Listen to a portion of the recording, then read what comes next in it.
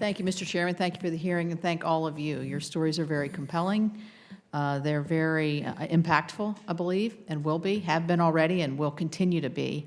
And so I thank you for that. I have a couple sort of questions of during the time. I know as athletes, you all have psychological trainers, people that come in, because a lot of sports is not just your bodies, a lot of it's your mind at the same time. So I would imagine you had access to a psychologist during the time. Is that part of your train? No, that surprises me. Yes.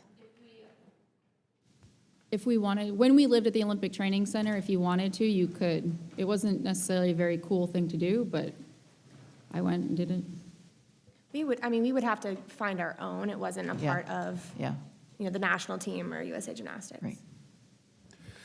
I actually worked with one for a little bit of time, but the thinking at the time when I was a skater was that the sports psychologist the propensity of messing you up mentally was much higher than helping you, and so you only used one if you were already a mess. Well, in thinking of ways to improve the system, since you have access to that type of professionalism, you would think that part of the protocol of, why isn't she performing very well this morning, or is there something else going on? You would think that would be part of the protocol, and I hope that it will become, moving forward, that you equip those psychologists with that kind of. Yes, did you want to say something? Yeah, so I did work with a psychologist that they provided, and I just didn't really click with her, and I didn't really trust her. It is very personal. And find out later, she was actually one of the people advocating for Larry Nassar when I first came forward. Yeah. So again, somebody that has made a lot of money from our sport, still makes a lot of money from our sport. And I know of other instances where she worked with athletes and groups of athletes at gyms and, compromise their confidentiality by telling their coaches everything. And then the gymnasts, once again, get in trouble. So again, it seems like everyone who works, for them are with them in my mind. Right. It becomes part of the system, maybe, is what you're saying. I'm going to change Can I topics. answer one question on that? Yes, certainly. I think what you're making a really good point in that psychology is a huge aspect of sports, but you said, why isn't she performing well today? Well, these two have Olympic medals, right? So they performed pretty freaking well. However, imagine if they weren't concerned about being molested or raped, how well they would have performed. Right. Well, I was thinking more. I'm not saying like you Yeah. specifically, but so that whole extra level of thinking about, USA Gymnastics is a really good sport. We don't really need to worry about that. When it's actually USA Gymnastics should be killing it everywhere because these girls shouldn't have to be worried about that, And so also I went to sports psychologists and all sorts of shrinks for years and never told anyone. Right. Well, and I know, and I'm thinking maybe this is an avenue to improve 100%. the situation. Yeah.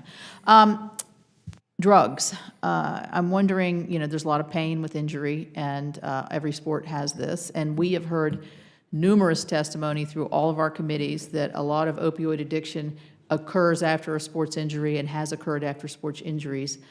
I think at least one of the young ladies that was involved in the case against Larry Nassar did say that she had been drugged or had taken drugs. I'm interested in was that occurring at the same time, or if it was occurring, and then the question becomes, what kind of oversight over a physician does anybody have over what kind of drugs are being dispensed and at what kind of frequency? So we'll just go down yes. Anybody? Yeah. Well, there are no medical records. They don't have any medical records, whether they're destroyed or they just didn't take any. So Sounds convenient. looking back, we don't know. I don't even know what medications they were giving me. Obviously, Larry Nassar was the one administering them. So it's just very, there's no record of it. It's really hard to tell. Yeah, and I think that would be as everything becomes more and more public, I think this is something that is probably going to be more pervasive than what we really know at this point. Speed skating, we would have to, the trainer told us that when he goes back, he would empty out the drug tackle box, and it was like he dispensed this, this, and this, and then they'd say what athlete that went to. You would think. That's what happened in us. That's what happens in a hospital So what or a I'm doctor's saying, office like, or something like that. Again, picking a sport that they're doing so well to let it slip by, you know? Last question is, well, first of all, on the social media bullying, this is a real problem for me as now the new grandmother of 4 girls. But anyway, just young people in general, I think it's a real problem. And you mentioned it in your testimony, how when you came forward, you were you experienced social bullying. So I'm very interested in that, but I'm going to jump to this other question because you all participate in international sports. Is this a problem internationally in every other country? I'm sure you talk to your fellow athletes as you're traveling around, especially since this has become public. Have you heard or talked with anybody in other countries where this is an issue, and do they have a better protocol for handling these kinds of things? So I'll start with you.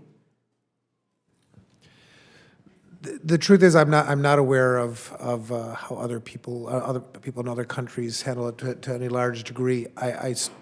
I know that different cultures have different ways of thinking about these types of situations, and in some countries, I'm sorry to say, but the culture is that this is almost normal. That it's what guys do. The athletes are sort of throwaways. And the athletes are sort of throwaways, yeah. Yeah. Yes. There was a really terrible situation that recently fell out in U.S. or speed skating Canada. So yeah, I mean, it does happen in skating around the world. Yeah. I don't know of any Yeah. specifically. If I had to guess, I would say probably yes, considering the nature of our sport. Right. I would agree with Jordan. I don't have any direct examples of it. All right. Thank you. Thank you all very much.